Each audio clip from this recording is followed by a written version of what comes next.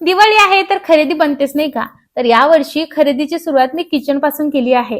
म्हणजे या वर्षीच्या दिवाळी फराळाचं पीठ दळून आणायचं टेन्शन माझं मिटलंय, कारण माझ्याकडे आहे रसोई शॉपची सॉफ्टेलची पिठाची गिरणी.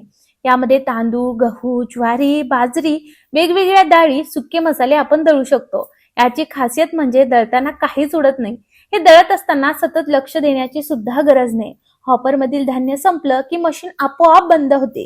ही मशीन एकदम कॉम्पॅक्ट आहे. ही वापरायची पद्धत तुम्हाला सांगते. हॉपर मध्ये धान्य घालायचं, स्विच ऑन करायचं, नंतर तुम्हाला किती जाड की बारीक हवं आहे ते सिलेक्ट करायचं. फ्लो रेग्युलेटर ऑन करून आपल्याला किती कोर्स टू फाईन सेट करायचं आहे पीठ दळण्याला ते करून घ्यायचं आणि पीठ दळणं सुरू होतं. मैदा एवढं फाईन ते दलिया एवढं कोर्स तुम्ही या गिरणीमध्ये दळू शकता आणि ही ऑटो क्लीन सुद्धा होते, त्यामुळे क्लीन करायचं टेन्शन नाही. ही गिरणी मोस्ट इफेक्टिव्ह आहे आणि सगळ्यात महत्वाचं लॉंग टर्म इन्व्हेस्टमेंट आहे तुमच्या फॅमिलीसाठी.